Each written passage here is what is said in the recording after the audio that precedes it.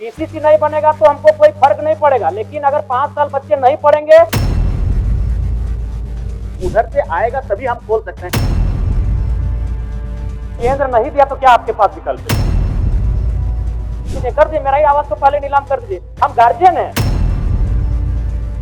हम एक विधायक, हम राज्य सरकार को बोलेंगे। कौन से बोलिए, हम को बोलेंगे? मैंने क्या कहा? बोल दीजिए एक लाइन में कि अगर केंद्र का अंश नहीं आया तो राज्य के ओबीसी छात्रों को स्कॉलरशिप नहीं। विलंब के लिए मंत्री की दुख है, तकलीफ है। बिना ब्याज पर ऋण दीजिए और जब केंद्र का अंश आएगा, जब आप स्कॉलरशिप दीजिएगा। ऋण हम कौन वाला पैसा को देंगे? हम एक विधायक हैं, हम केंद्र से पूछने के लिए नहीं आए हैं, हम राज्य सरकार माननीय मुख्यमंत्री से पूछने आए हैं।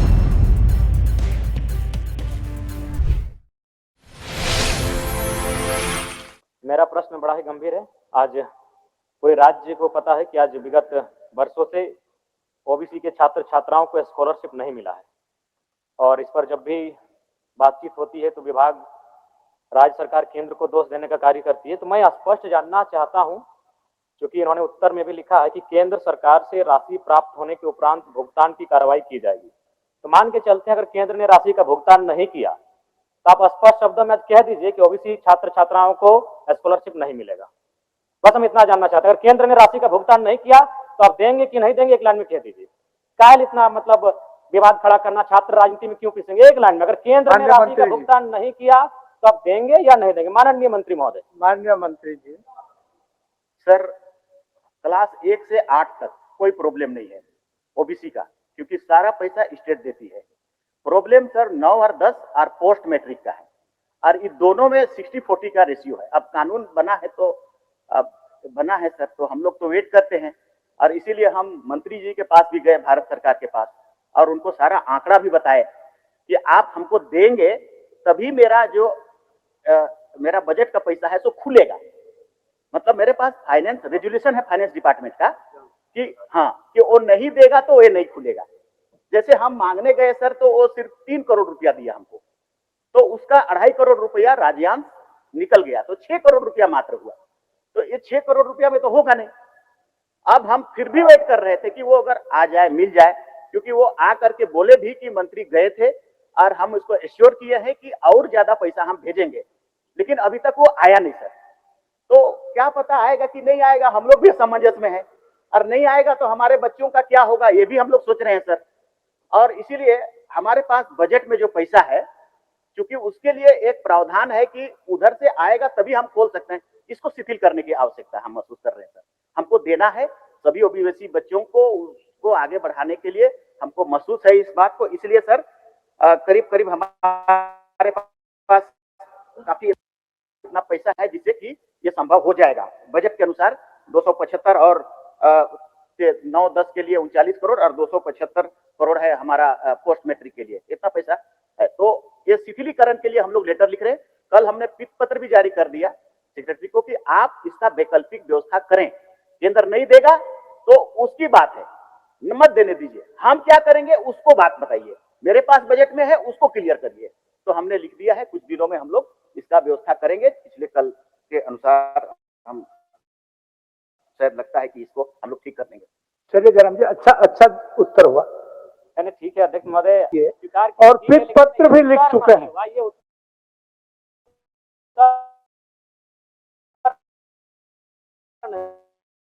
नहीं हुआ। जानना चाहेंगे मंत्री जी से कि 2023-24 में कितना राशि स्कॉलरशिप के लिए भुगतान किया गया था 2023-24 में? माननीय मंत्री जी, 2023-24, हालांकि 2023-24 में आप शायद नहीं थे, फिर भी थोड़ा जानकारी हासिल करके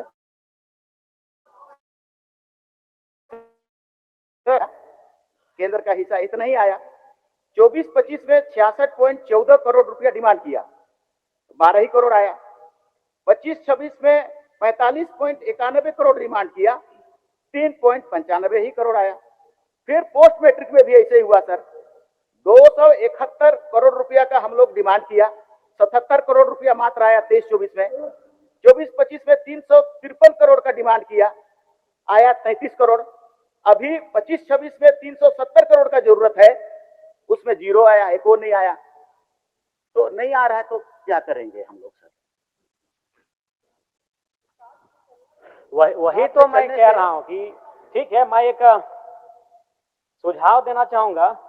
बताइए सुझाव बताइए। मैं एक सुझाव देना चाहूंगा कि जब तक केंद्र का अंश नहीं मिल रहा है तब तक आप तमाम छात्रों को ब्याज रहित ऋण दे दीजिए। जब अंश आ जाएगा आप काट लीजिएगा। ये राजनीति, ये बहुत गंभीर विषय है। और नहीं तो जो विधायक निधि है नहीं दीजिए। ऐसे भी हमको 5 करोड़ में क्या बनाते हैं, पीसीसी बनाते हैं। पीसीसी नहीं बनेगा तो हमको कोई फर्क नहीं पड़ेगा, लेकिन अगर 5 साल बच्चे नहीं पढ़ेंगे तो इस राज्य को फर्क पड़ेगा, इस राज्य के भविष्य को फर्क पड़ेगा। इसीलिए आप 5 करोड़ का जो विधायक निधि देते हैं वैसे उससे कुछ काम नहीं होता है। पीसीसी, गली, फाइबर ब्लॉक 200 फीट 250 फीट का काम करते हैं, जो अगर 5 साल 10 साल नहीं होगा तो फर्क नहीं पड़ेगा। लेकिन बच्चे नहीं पढ़ेंगे मंत्री जी, फर्क पड़ेगा, एक जनरेशन में गैप आएगा, तब उसे रोक दीजिए। करिए, हम लोग को इतना महंगा आवास दीजिए, कर दिए, मेरा ही आवास को पहले नीलाम कर दीजिए। हम गार्जियन हैं, गार्जियन होकर अगर गार्जियन आपके बच्चे नहीं पढ़ेंगे स्पीकर साहब तो क्या करेंगे? आप उनको ऋण दीजिए। भावना से नहीं, तो 1 साल बीत चुका है, 1 साल बीत चुका है। भावना कुछ 15 दिन के लिए होता है, भावना 15 दिन के लिए होता है। आपका भावना सही है, आपका भावना सही है। हम एक विधायक, हम राज्य सरकार को बोलेंगे, कौन सा बोलिए, हम सेंट्रल को बोलेंगे। चलिए, माननीय मंत्री जी, करने के लिए नहीं आए, हम विधायक हम राज्य की सरकार से पूछेंगे, माननीय मंत्री जी, हम राज्य सरकार से पूछेंगे। बोल रहा है ये ऋण का बात नहीं है। हमने जैसा आपको कहा सर, मैंने क्या कहा, मैंने ये कहा कि पीत पत्र हमने जारी किया है वित्त विभाग का रेजुलेशन को शिथिलीकरण करने के लिए। तो क्यों ऐसा किया? पैसा लाने के लिए। ज्यादा से ज्यादा जल्दी से जल्दी पैसा आएगा, हम लोग डिस्ट्रीब्यूट करेंगे। लेकिन हम केंद्र का हिस्सा है तो उसको देना, उसका ऑब्लिगेशन था कि नहीं था, उसको वेट करेंगे कि नहीं? वेट कर रहे थे, नहीं आया तो अब हम अपना प्रक्रिया शुरू कर दिए स्टेट का पैसा देने के लिए। कुछ समय लगेगा, कर देंगे हम लोग। ठीक, कर देंगे। अध्यक्ष महोदय, इससे संतोष थोड़ी हो पा रहे हैं। आप नहीं दिया केंद्र तो क्या करेंगे? वही एक लाइन बोल दीजिए, नहीं हम कुछ नहीं, बोल दीजिए एक लाइन में कि अगर केंद्र का अंश नहीं आया तो राज्य के ओबीसी छात्रों को स्कॉलरशिप नहीं देंगे। जयराम जी, माननीय मंत्री ने बड़ी उदारता के साथ आपको जवाब दिया। एक मिनट महोदय, आदरणीय मंत्री जी से भी हम कहेंगे 1 साल से ज्यादा हो चुका है। ठीक है, विलंब के लिए मंत्री जी को भी दुख है, तकलीफ है, और उन्होंने इसको भुगतान कराने की दिशा में वित्त पत्र लिख चुके हैं। एक नियम है, उस नियम को सिर्फ शिथिलीकरण करने के लिए। तो जैसे ही शिथिल हो जाएगा भुगतान करेंगे। बच्चों हम बोल रहे हैं, तब तक ऋण दे दीजिए ना, बिना ब्याज पर ऋण दे दीजिए। अब माननीय मंत्री जी बताएंगे इनका विकल्प क्या है। माननीय मंत्री, देखिए ये गंभीर विषय है, क्या है, बिना ब्याज पर ऋण दीजिए और जब केंद्र का अंश आएगा, जब आप स्कॉलरशिप दीजिएगा आपका। सर, ऋण एक तो सरकार या विधि या विभाग बैठिए जयराम जी, सिस्टम से चलता है ना सर। अब वो ऋण कहाँ से आएगा? कौन जगह से, कौन फंड को हम देंगे? हमारे पास जो स्कॉलरशिप का चीज है उसी पर हम सॉल्यूशन निकाल सकते हैं। ऋण हम कौन वाला पैसा को देंगे? क्योंकि मेरे पास तो कोई पैसा है नहीं ऋण देने के लिए। इसीलिए इसका सॉल्यूशन यही है जयराम जी, हम लोग जल्दी से जल्दी करें, सब मिल करके, और उस पैसा को निकाले जो राज्य के पास है उसको हम लोग दे दें। जल्दी करें इस पर, थोड़ा समय दीजिए जयराम जी, थोड़ा समय प्रयास करें। क्योंकि और भी माननीय सदस्यों को सवाल पूछना है, लेकिन हम संतुष्ट हो पाए ना राज्य के छात्र संतुष्ट हो पाए।